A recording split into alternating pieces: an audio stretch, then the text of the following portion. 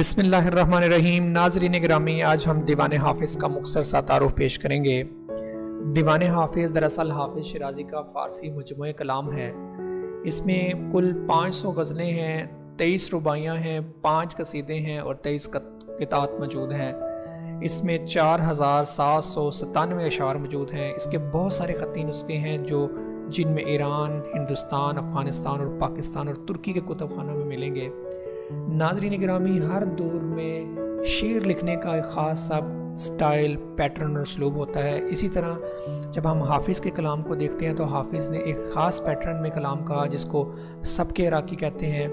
इस सब के बानी अबुल फ़रज रूनी, सैयद हसन गज़नवी, जमालुद्दीन अस्फ़हानी हैं। बड़े बड़े शोरा का अगर मैं ज़िक्र करूँ तो उसमें सादी कमालुद्दीन अस्फ़हानी का नाम शामिल है। इस सब की खसूसियात ये हैं कि इसमें जिन्होंने कलाम कहा वो ज़्यादातर अरबी के अल्फाज इसमें इस्तेमाल करते हैं। इसके अलावा अपने कलाम को सादा, सलासत से बयान करते हैं। इसमें इरफानी, मुतसव्वफ़ाना और अखलाकी मज़ामीन शामिल हैं। इन बहूरों में जो आप स्क्रीन पर देख सकते हैं उन्होंने अपना कलाम कहा।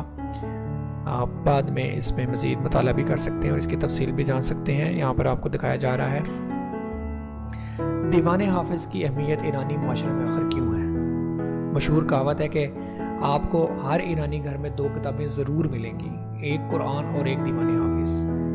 इनमें से एक किताब को लोग पढ़ते हैं और दूसरी को नहीं, यानी दीवान हाफिज़ को ज़रूर पढ़ते हैं और कुरान करीम को नहीं पढ़ते। हम देखते हैं कि ईरान में 12 अक्टूबर को हर साल यौम हाफिज़ मनाया जाता है। ईरानी माशरे का सबसे बड़ा त्यौहार साल का जश्न नौरूज़ है जो कि साल शुरू होने के मौके पर मनाया जाता है। इस जश्न में एक दस्तरखान बिछाया जाता है। दस्तरखान पे मुख्तलिफ़ किस्म के खाने रखे जाते हैं, मुख्तलिफ़ किस्म की चीज़ें रखी जाती हैं जिसको सुफ़रे हाफ़सीन कहते हैं। इसमें 7 अशिया होती हैं जो सीन से शुरू होते हैं, जिसमें सेब, सब्ज़ घास, सिरका, समनू एक मारूफ ईरानी ग़िज़ा है जिसको तैयार करने में गंदम इस्तेमाल किया जाता है। संजद जो रशियन ओलिव इसे कहा जाता है। इसके अलावा सिक्का और समाक दरअसल एक पौधे का फल है जो तुर्श होता है। तो इन तमाम 7 चीज़ों के अलावा दीवान हाफिज़ ज़रूर रखा जाता है और उसकी ख़ास वजह यह है कि ईरानी इससे फ़ाल लेते हैं अपने नया साल शुरू होने के लिए। अब फ़ाल के बारे में यहाँ पर बताना चाहूँगा। चूँकि हाफिज़ शिराज़ी हाफिज़ कुरान थे और उनका खुदा ताला से पुख्ता ताल्लुक़ था, ईरानियों का एतकाद है कि हाफिज़ अपने कलाम में गैब की बातें कहते थे, जिसकी वजह से हम उनके जब फ़ाल लेते हैं उनके कलाम से तो हम गैब की बातें मालूम कर सकते हैं। अलबत्ते हर एक को एक शख्स से अक़ीदत होती है, चुनांचे उसके बारे में मुख्तलिफ़ दास्तानें भी बना ली जाती हैं। लेकिन एडवर्ड ब्राउन एक बहुत ही मुहक्किक निकला है, बहुत ही बुज़ुर्ग मुहक्किक गुज़रा है ईरान की तारीख़ जिसने लिखी है। वो अपनी जिल्द सिवम में बयान करते हैं कि जब हाफिज़ शिराज़ी फ़ौत होते हैं तो उनके जनाजे की तदफीन के वक्त लोग मज़ाहमत ईजाद करते हैं। तो इसका हल ये निकाला जाता है कि एक टोकरी ली जाए और तमाम ग़ज़लियात हाफिज़ को उसमें डाला जाए और एक बच्चे से फ़ाल निकलवाई जाए। तो जब वो फ़ाल निकलवाती हैं तो एक ऐसा शेर निकलता है जो कि हाफिज़ को जन्नत की सैर करवाता है। तो इस वजह से हाफिज़ को लक़ब लिसानुल गैब भी दिया जाता है और इसी वजह से फिर हाफिज़ से लोग फ़ाल भी लेते हैं अपने काम शुरू होने से वजह से। और खाकसार की तहकीक के मुताबिक जब हम हाफिज़ के कलाम को पढ़ते हैं तो हाफिज़ के कलाम के हर शेर में एक नया मतलब बयान किया जाता है। यही वो वजह है जिसकी वजह से भी फ़ाल हाफिज़ लिया जाता है। ये वो शेर है जो कि उस वक्त फ़ाल लेने के नतीजे में निकलता है। लिखा है कि कानून कि मी दमा दस बूस्तान नसीम बहिश्त मनो शराब फ़रह बख्शो यार हूर सरिश्त मकुन बेनाओ में सयाही मलामत मने मस्त के अगे अस के तकदीर बर सरश चे नविश्त कदम दरीग मदौर जनाओ ज़य हाफिज़ के गैर के गुनाउस्त मीर अवद पे बहिश्त। तो ये वो शेर है जिसके नतीजे में हाफिज़ को फिर तदफीन की जाती है।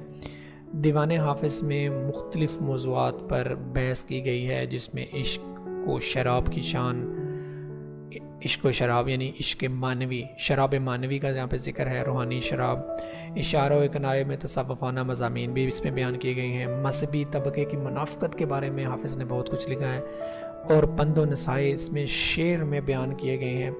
एक शेर जो मौजूदा معاشرے کی حالت پر دلالت کرتا ہے بیان کر کے آج کے لیکچر کو ختم کروں گا۔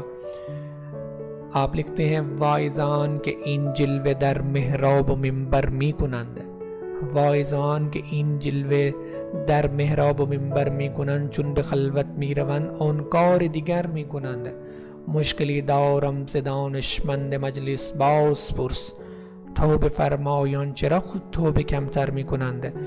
منبر و مسجد میں کھڑے جو مبلغ اپنی پارسائی کی نمائش کرتے نہیں تھکتے، تنہائی میں اس واز کے علاوہ کچھ اور ہی کرتے ہیں۔ وہ جو ہمیں ہر وقت توبہ کا سبق دیتے ہیں خود اس پر عمل کیوں نہیں کرتے؟